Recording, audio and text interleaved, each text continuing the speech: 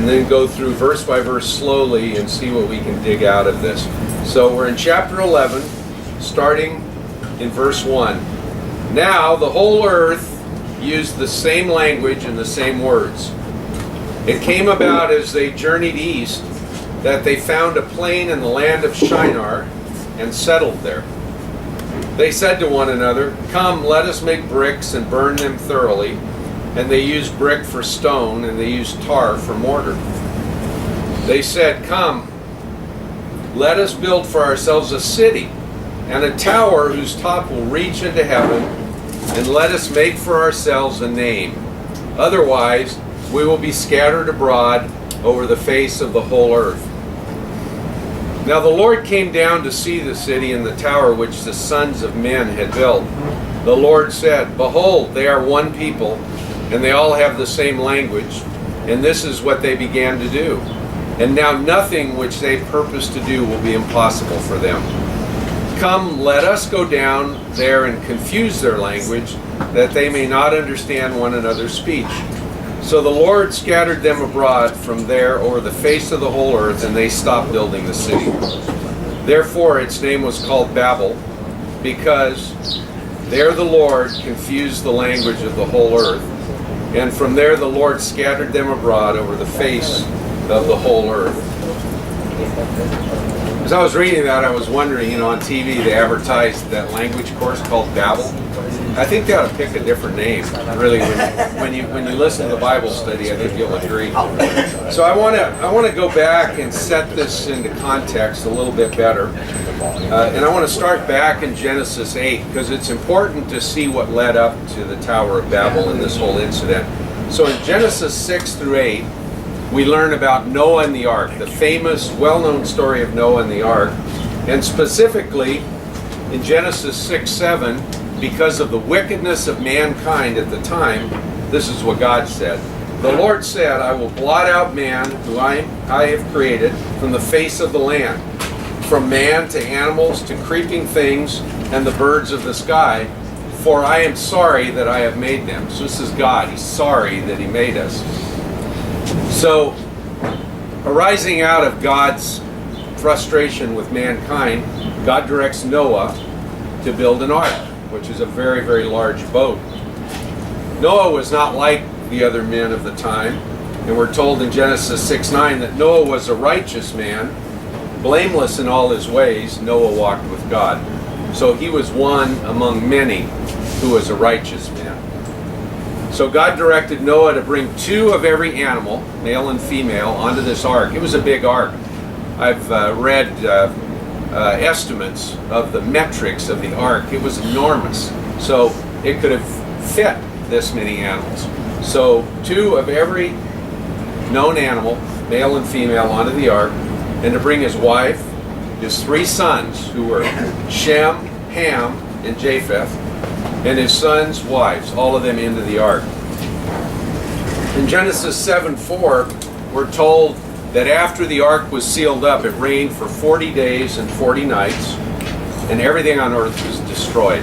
Everything except the animals in the ark, Noah and his family, his sons, and the wives of his sons. So in Genesis 8, we're also told that after the rains settled in and ultimately dried up, that Noah, his family, and the animals departed the ark. They got out. And they restarted civilization. That was a restart of the first kind when they got out of the ark. Everything else had been wiped out in the entire earth except Noah and his family and the animals. And as I said, this is about 5,000 BC, so 5,000 years before the birth of Christ, estimated. So at that point, when they came out of the earth, God said, as reported by Moses in Genesis, "And the Lord blessed Noah and his sons, and said to them, Be fruitful and multiply, and fill the earth."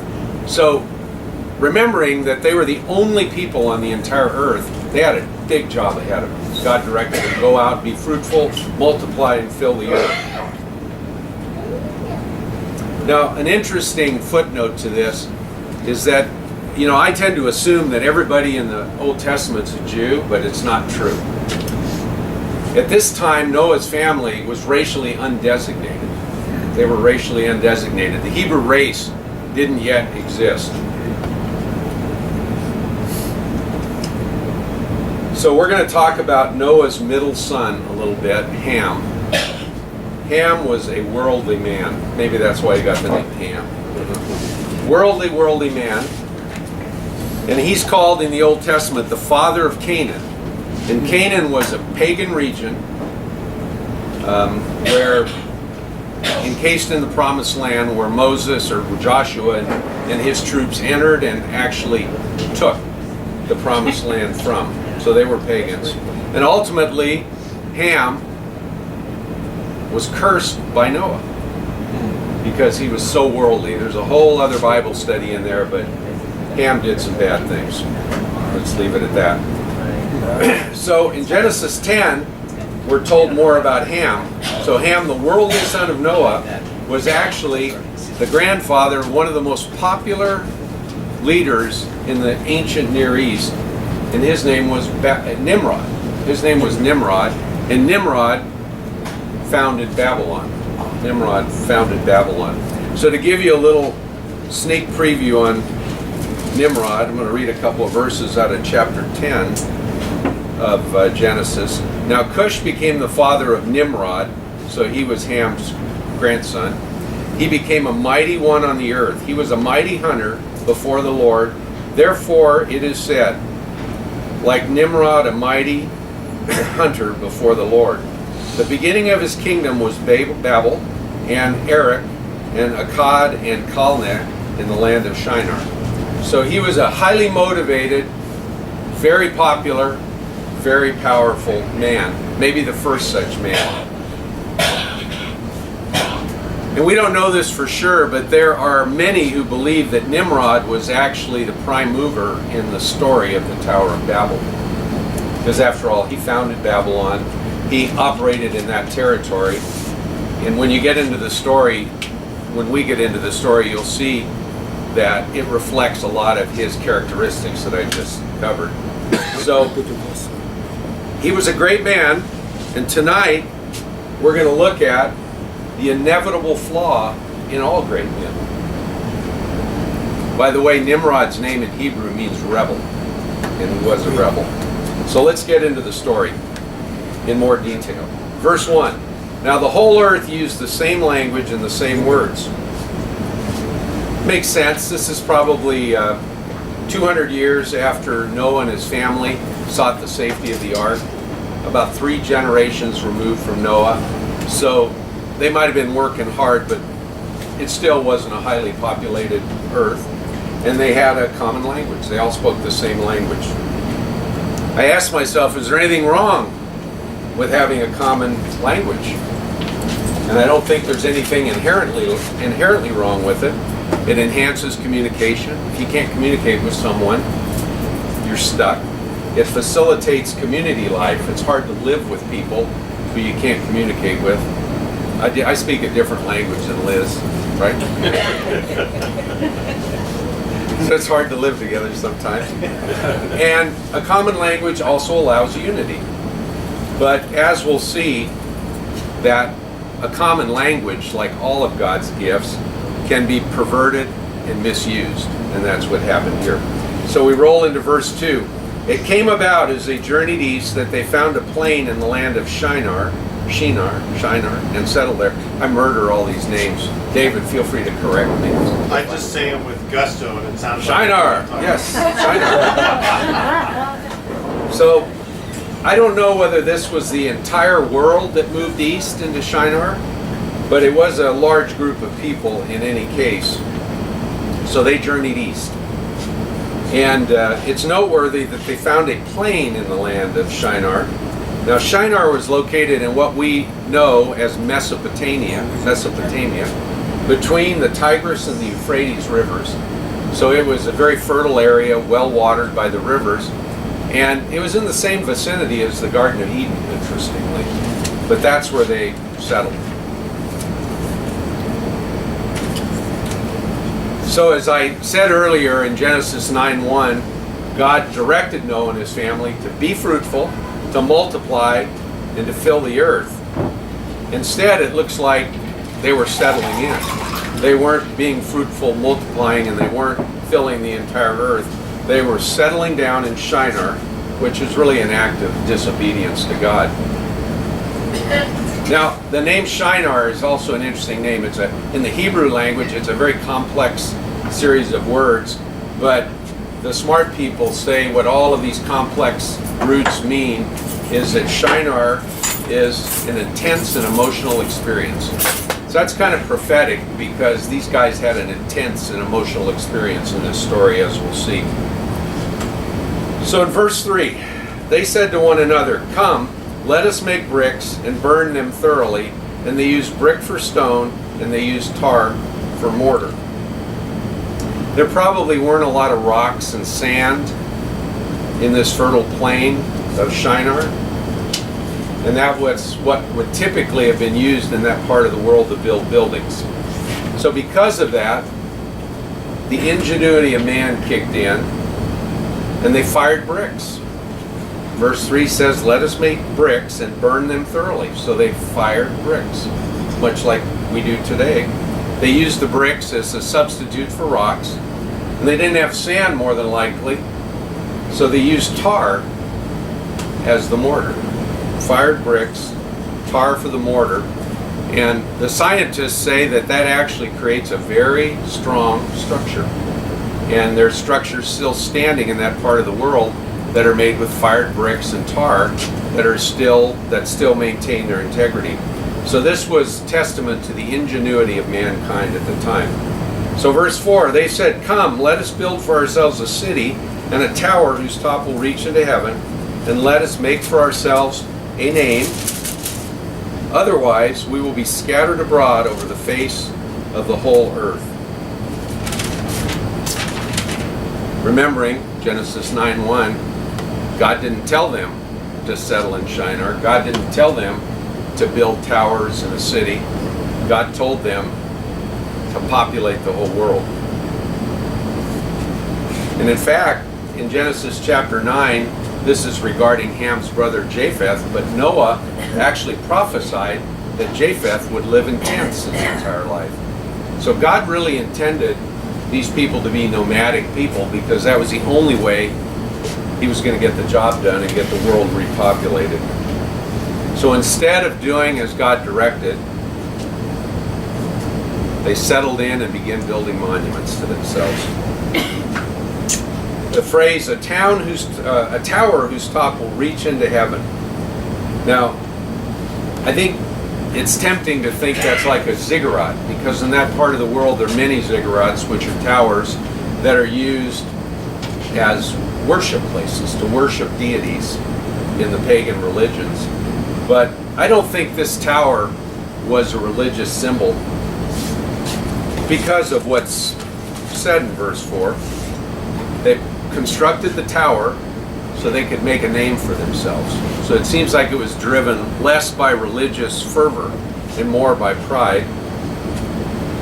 And although the edifice was of great height, it was of great height, I think the reference to whose top will reach into heaven also seems like an act of pride. They wanted to build a tall tower that everyone could see, a monument, a tall monument to themselves.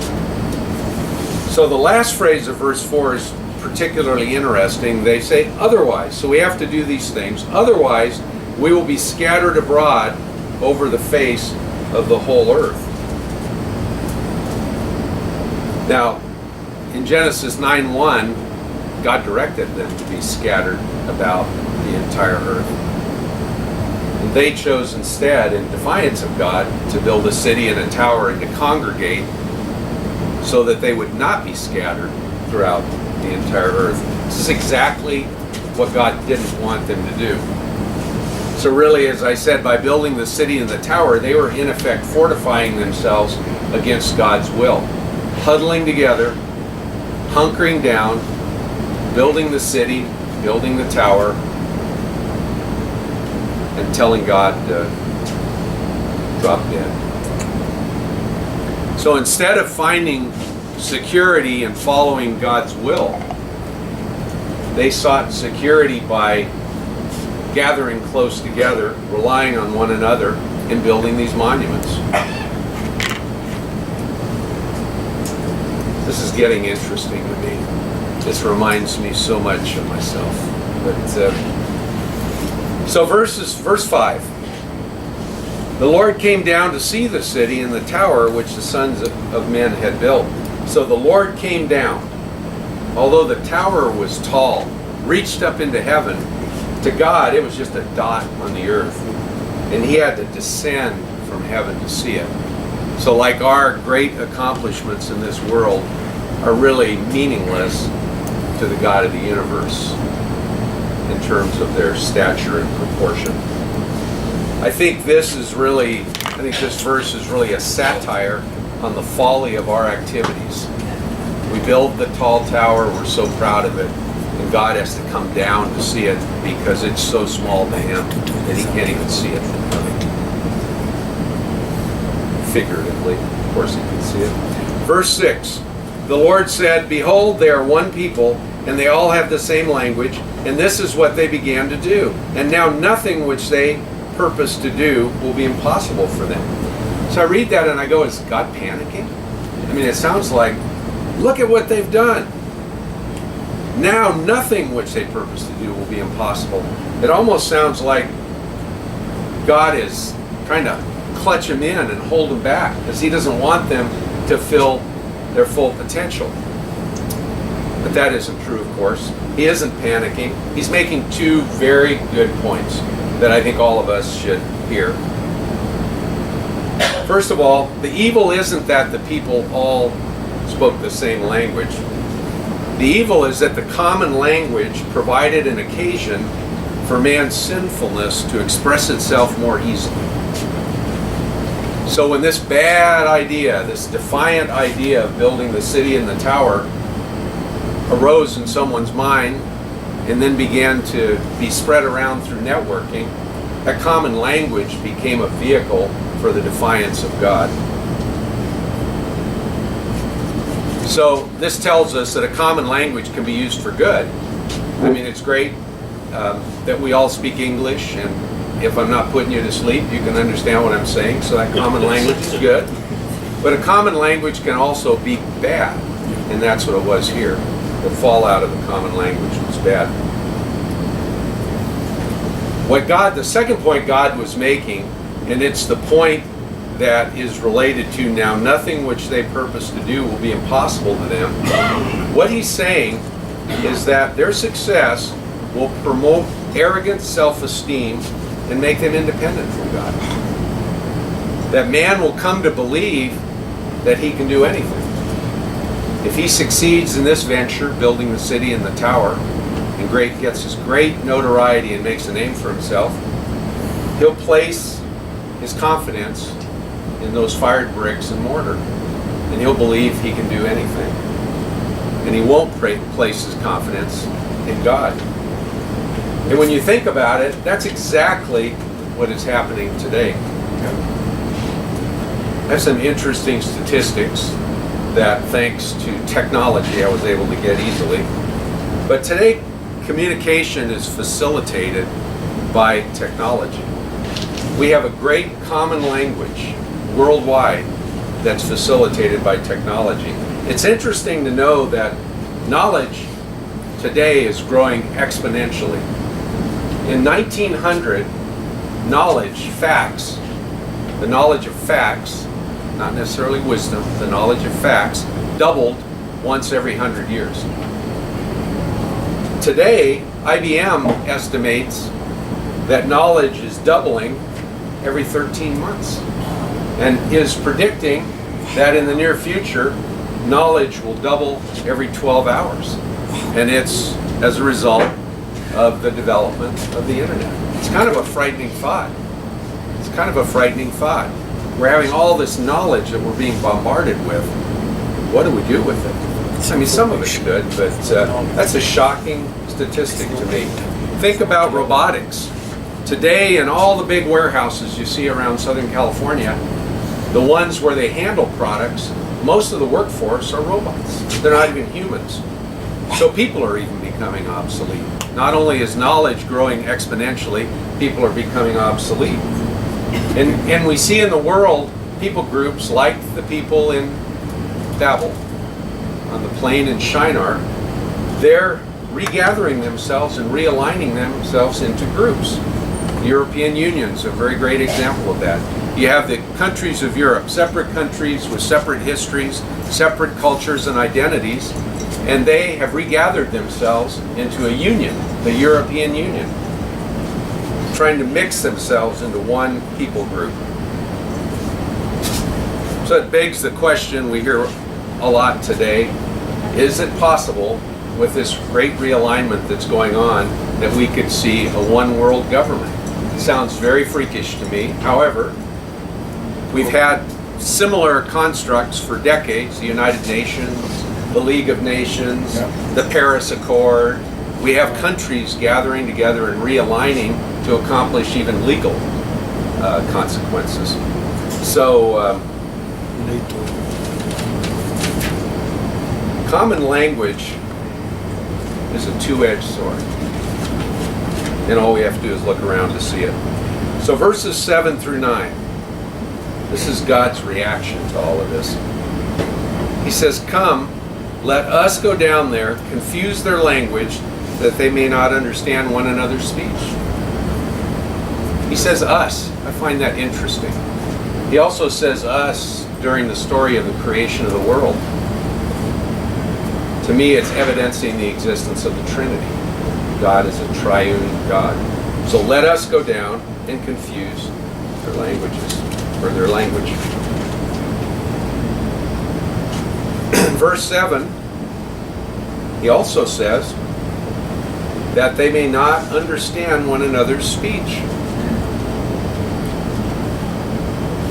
If the people can't talk to one another, they can't collaborate. Everything comes to a halt.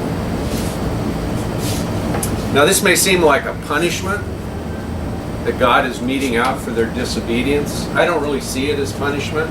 I see it as a strategic move by God to carry out His plan for them to be fruitful, multiply, and fill the entire earth. The point, which I'll make again later, but I can't resist making, is I have found in my life that unless I'm in God's will, I may be following my own will, but I'm going to end up in God's will because I can't.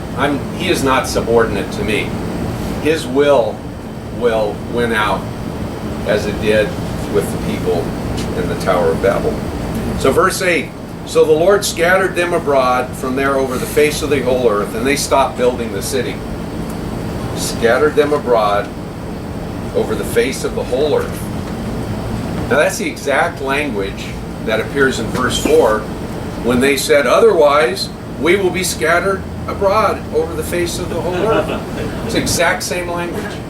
And he goes, yeah, you're prophesying. You are going to be scattered abroad. And this is how I'm going to do it.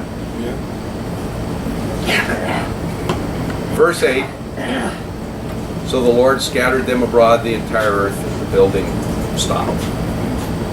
God nailed it on this one. He knew exactly how to stop the building. Confuse their language, and it all came to a screeching halt. Verse 9, therefore its name was called Babel, because there the Lord confused the language of the whole earth, and from there the Lord scattered them abroad over the face of the whole earth. Now it's interesting, in the Babylonian language, Babel means the gate of God. But this tells us that this is known as Babel because God confused their language there. So to the Babylonian pagans, Babel means the gate of God, hence the name Babylon. But to God, He redefined it as confusion. So I posed a couple of questions at the beginning tonight. Why does mankind build monuments to itself? I think the passage answers that question. You might initially say, and I even said, well, it's pride. Or is it? Or is it? I think that mankind builds monuments to itself because of a fear of being anonymous, a fear of anonymity. And what we try to do, we humans, mostly we men, we try to build monuments to ourselves that will outlast us and that we can be remembered by. I've noticed in the past, I've been involved in a few charitable organizations, and whenever there's a capital drive, there's always great competition for the naming rights on the building. So you can have the Liz Ostoich Stadium, the Jerry Ayala Raceway, and people do that. They will pay hundreds of thousands of dollars to have the naming rights on a prominent building. And this story would tell us it's because of a fear of anonymity. You may be the richest person in the world, but you're going to die someday. And that building will outlive you. And if your name's on that building, they will remember you. So it's an interesting concept of why I think, based on this passage, that mankind builds monuments to itself. The other question I asked was, apart from God, is unity constructed? You know, in this case, the unity enabled a common language, but that led people to disobey God. So God confused their language in order to drive them apart. Interestingly, now we just went through the story of the Tower of Babel about how they had a common language, God confused their language in order to drive them apart. Interestingly, 5,000 years later, on the day of Pentecost, God did exactly the opposite thing. You remember in Acts 2 that as the disciples were filled with the Holy Spirit and began to prophesy, in Acts 2 we're told,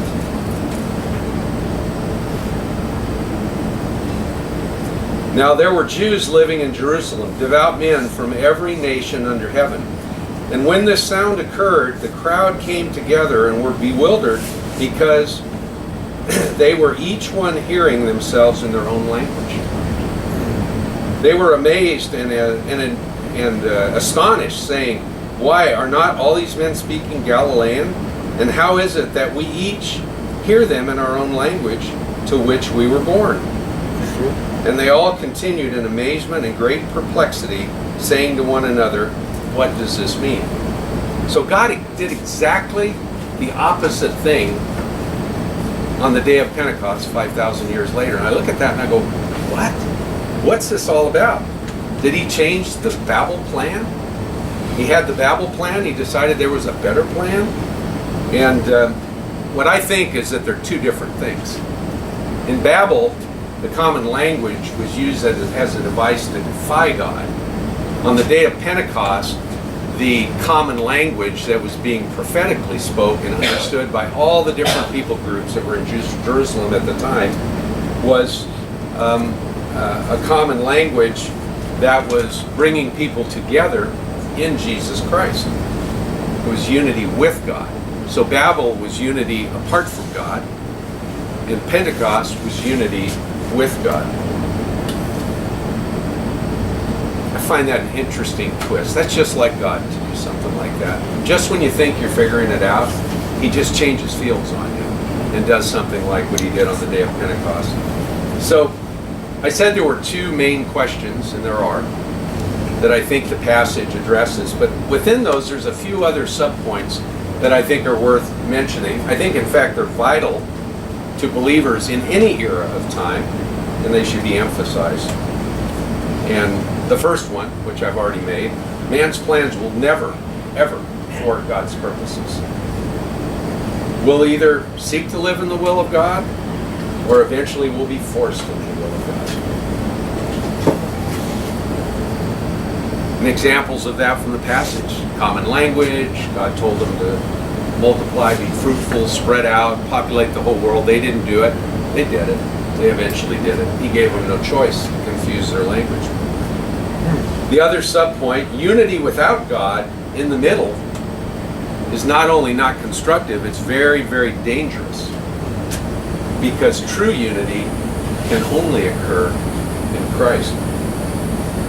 And that's because the unity in Christ is a unity where he's in the center of the relationship, not my ego. And in that case, my pride is completely subordinated to him. So Pentecost was really an event where there was true unity because the Holy Spirit was right in the middle of that deal. The other thing I think that is important to mention, kind of standing back and look at what's going on, looking at the activity in our passage, is that true life doesn't consist of superficial relationships and artificial activity. True life doesn't consist of superficial relationships and artificial activity. Now, in our passage, we had these superficial relationships, and we had this artificial activity of we're going to build a tower up into the heavens, so we will make a name for ourselves. Makes me want to ask everybody, but mostly myself,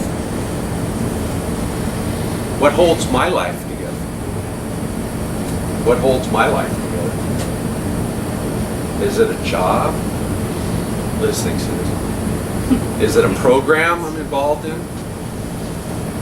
Is it accomplishments? Is that what holds my life together? These things are all counterfeits. These things are all counterfeits.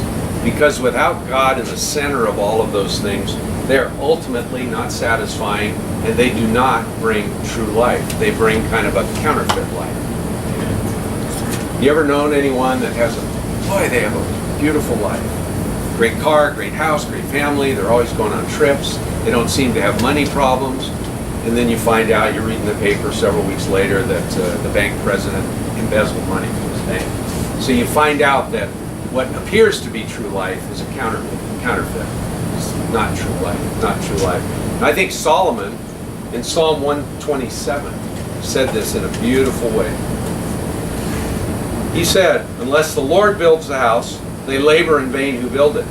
Unless the Lord guards the city, the watchman keeps awake in vain. It is vain for you to rise up early, to retire late, to eat the bread of painful labors, for he gives to his beloved even in his sleep. That's a beautiful picture of someone who puts God in the middle of his or her life. Puts God in control. He doesn't build the house, it's God building the house. He doesn't guard the city, it's God guarding the city. When he succeeds, it's God succeeding. There's no pride, there's humility, there's acknowledgement of the true life, where God is in the center. So that also made me wonder how much of our rebellion is based on our own fear and insecurity. So when we're real rebellious and we're doing all kinds of bad things, what's that really driven by? Some people say, well, you're just a jerk. That's why you're doing it. You're mean, you're this, you're that. Well, if you dig through, get into the weeds, I think you'll probably find out, most psychologists would agree, that these bad actions are frequently a product of fear and insecurity. Father pushed him down the stairs when he was a kid. He had low self-esteem. He was ridiculed. That's why he's knocking over liquor stores. So, the next point that I want to make, which is really in the form of a question, how much of what we do is a monument to our fear and insecurity? How much that we devote our life to is nothing more than a monument to our fear and our insecurity? Weird statement.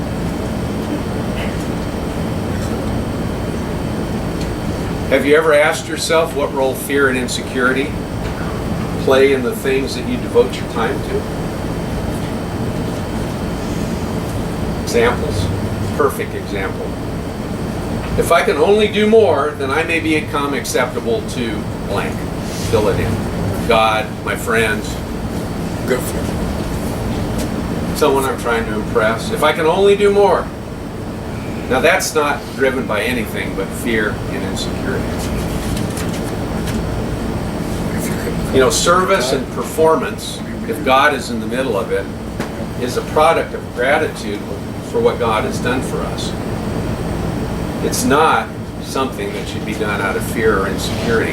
Now, I've had a tendency to do this my whole life, because although my dad didn't push me down the stairs, I was the younger son.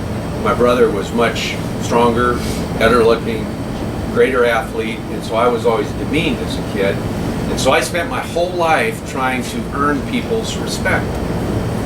But I look back on it, and that was not a righteous thing at all. It was being driven by fear and insecurity. My whole life was driven by fear and insecurity. And my guess is that I'm not the only one here that has had those feelings. I think it's a very common thing. It's a very important point to take away from this. Nimrod, the great hunter, the great warrior, the king, the first Donald Trump, if he was the leader of this group, when they built this city and this great tower, what was driving it? I think it's pretty clear. Fear and insecurity. Not a good thing. Not a good thing. So, I have to ask, how different are we really than the people in this story? These people were trying to make a name for themselves through their superficial relationships and artificial activities. I feel like we do the same. I feel like we do the same. So this has given me a lot to think about in my own life. I think it's a weird little story that is easy to read through and go, oh, that's nice. He confused their language without really seeing what the point of the story is. The Tower of Babel is a mirror. And we're looking at a mirror as we go through this passage. That's what I got out of it. I guess what came to me, Mark, is They're full of baloney. yeah, what happens in a lot of big churches these days, and not that they're all wrong, but they build these big monuments and they build these spectacular mega churches and so forth. And what happens is people come in and they're around their people, and it's like, now I'm with my people, uncomfortable, and they do this, maybe what we do, maybe it's Sunday, maybe it's Wednesday, and they come into that space and they're speaking my language, for instance, that's kind of what comes to my mind.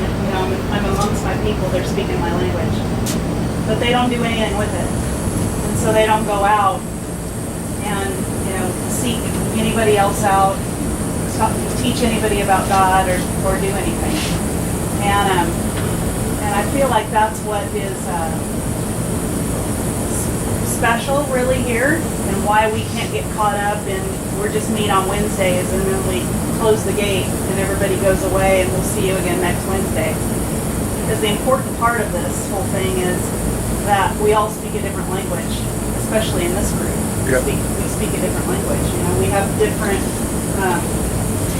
social groups, different people that we interact with and so forth. And so, the people that, John or Pastor David or Chance or Jerry or Joseph or I come in contact with each day are a very different crowd of people. We speak a different language. And so we have a great opportunity here to not walk out the gate and lock the gate and never do anything with it. We have a great opportunity to really take this to our people. And I'd encourage everybody to watch a video when you have a minute. It's the guy's name is Francis Chan. And Francis Chan did a video on, if you just Google Francis Chan balance beam. It's a fantastic video. And I'm just going to spoil it a little bit, but I'm not going to do it justice. So he tells about what it looks like. It's like being on that balance beam and doing nothing but laying down on it and hugging it. And imagine if you were an Olympic athlete and you got to the end of your routine and all you did was hug on that balance beam, and you got to the end and you went, dismount and did this. What would the judge have to say about that? He would say that's not impressive. But if you're on that balance beam, it's like life. And you risk things and you stretch and you do things for God that you wouldn't normally do that are risky. And you come before God, the judge at the end, he's going to be impressed with what you're trying to do. Rather than just hunker down and hang out with your own people that spoke your own language. He wants us to step out and speak a different language. Yes. Yeah, I could chip in. I'm from a culture where they build big churches and the big parking lots, so everybody show up with their shiny cars to show up. Okay, this is how I succeed. Look at you. And everybody sit down over there. They pretend they pray, and then they go over there and do exactly the things they don't do it. And now there is another culture also. We call it gypsies, Roms, whatever. They don't believe in any kind of God, or they worship anything evil or whatnot. But they build the monument when they die. They spend $100,000 so they can building the monument, and they're showing who's going to build the bigger monument over their grave. My grandma never gave me a penny. She said, I don't have the money, I'm saving for the monument. She spent $40,000 on the monument, but it's going to be, her family is going to be immortalized. And she said, I have a space for you. No, thank you. That's exactly what it is. I mean, I think this problem exists in all sectors of life. It exists in churches. It exists in what Alex was just talking about, the monument. How many people plan their death? I've picked my casket. I've picked the monument. They're going to put this picture in it. To me, that's crazy. And that's what this is addressing. Isn't it a bit selfish too? Well, it can be extremely selfish. 40,000, she didn't give me a penny. I hope Well, you I have was a child. your monument, Mark. Later I got the money, but not when I It's like needed what it. you were saying, Liz, about how we come into this place on Wednesdays when we're not the gates closed, we go into our own worlds, but we all speak different languages. And yet, the language of love is what brings us together. And for those of you who are well, as old as I am, Sandy Daddy, this chandelier cracking worship singer used to sing a song called Love in Any Language, straight from the heart is what brings us together.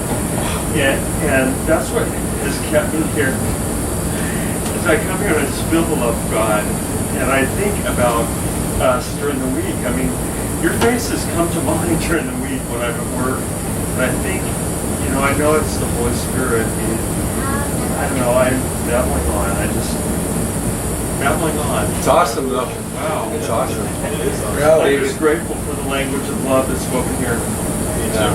So am I. I like that language of love too. That's what, when at night I go home too and I think of everybody, start out, I'll say, oh, let me pray for Mark and Liz and Pastor Dave.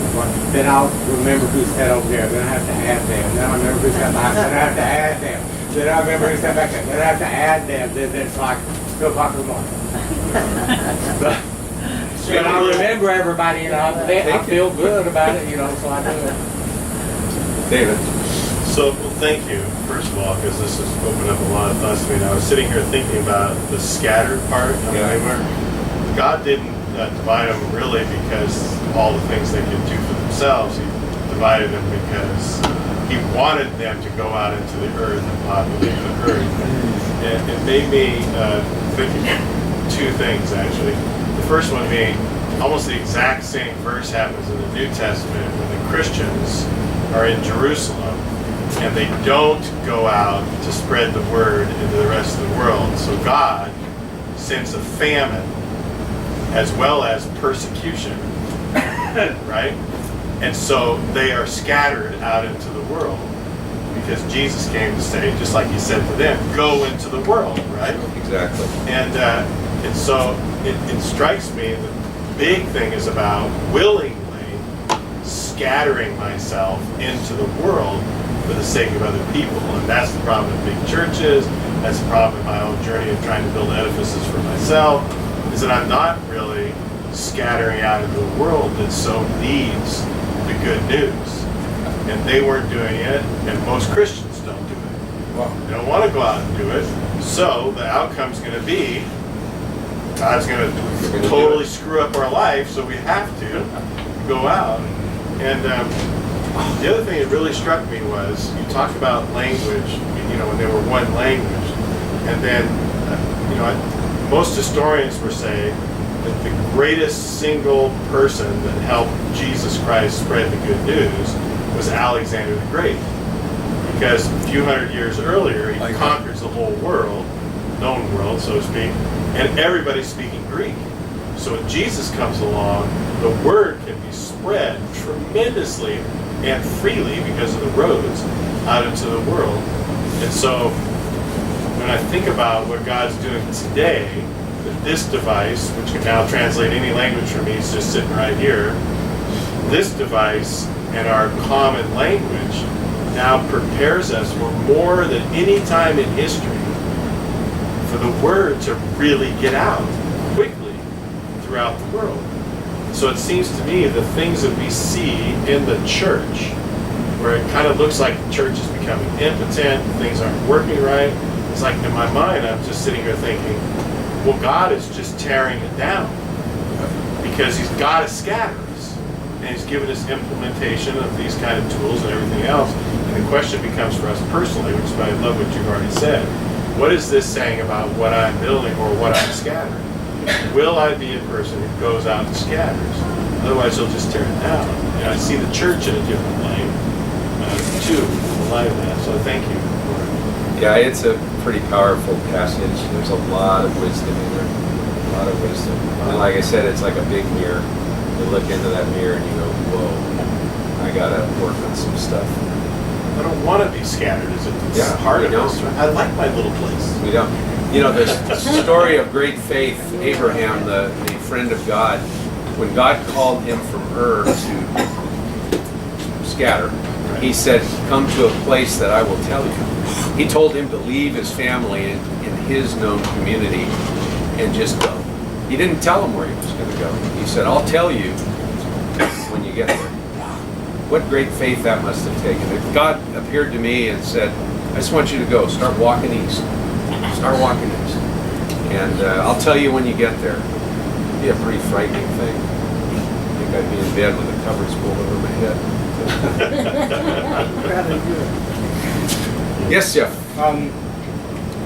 This question is something that I can't answer when people see me and they're not believers and I try to bring them in or whatever. Something that I think about too, but it's something that I can't answer today.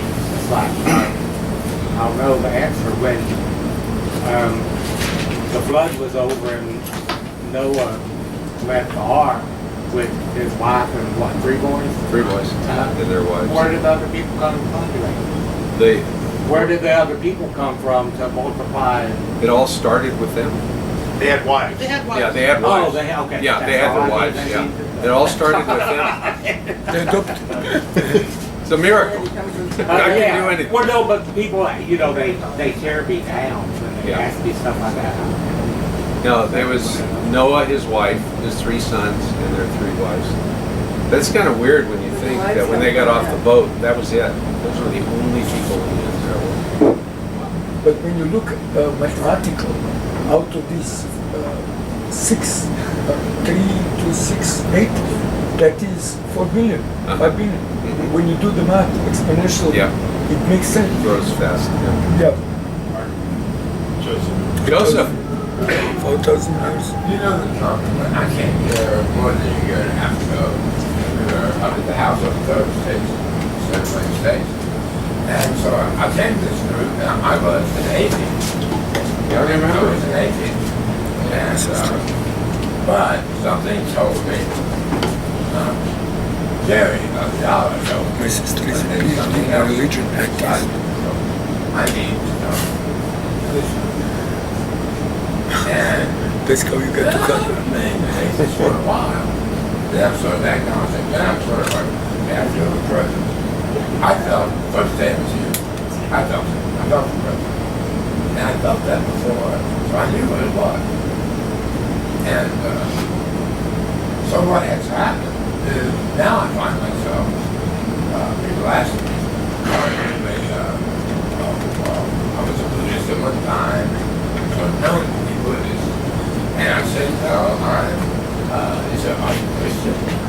Terrified. I said, no, I am a practicing. There you go. I'm practicing. Like me. That's fine. I'm not practicing Jew, practicing Christian. Twist, but I want to separate myself from the negative connotation. Right. It's an organized church like we have. And And when I look at things, I look at Ephesus, like this great cathedral, grand thing, then I think about something like the Salvation Army, which as a gay man I could be prejudiced against because of their homophobic stances for a while. But I was going on, one night I was off on it, going off about how homophobic Salvation Army is, give them money and Christmas. My friend, good friend Mark, who was an ex-meth addict, said, no, I live over here at the Salvation Army rehab on the drive in Beamer in San Francisco. And he said, they were open to everyone, transsexual, like transgender people. I said, there were trans people in the Salvation Army. Not working for Salvation Army. Yeah. And when he told me that, I realized all my prejudice that I had about he's a pretty good example of spending the money out, not building up at the end. Right. Christian organization. Exactly. And I just loved it because I had some prejudice. And maybe at some level, some of it's factor. But when it comes down to the people working, feeling the presence of God, and helping other people, it doesn't matter if it's black, white, male, woman, trans, it just doesn't matter.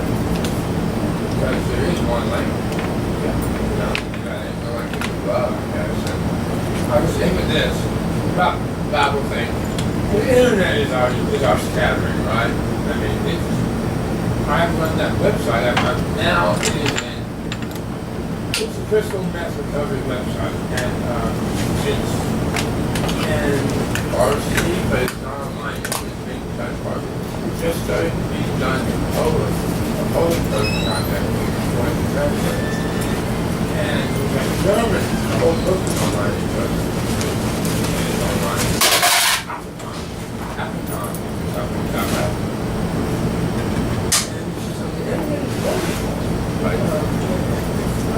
Where else could I because my little thing even if things is thousands of times.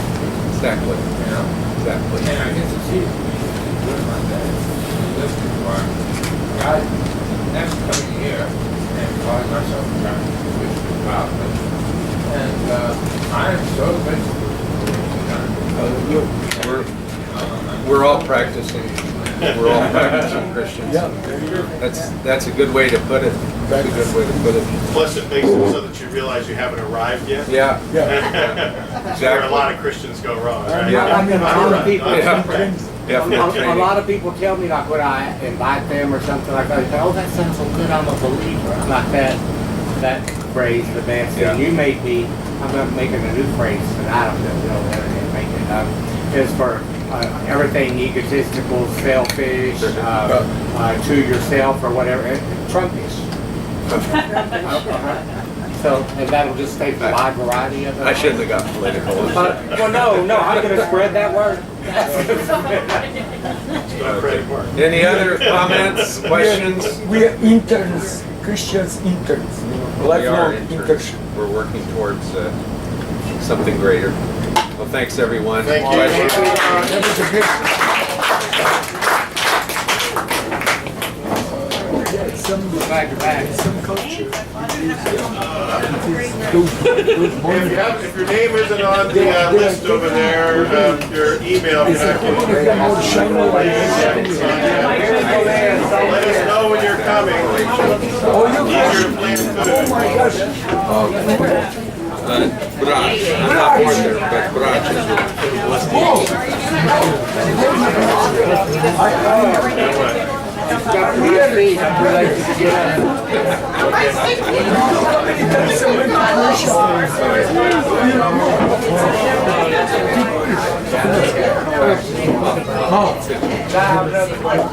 Yes.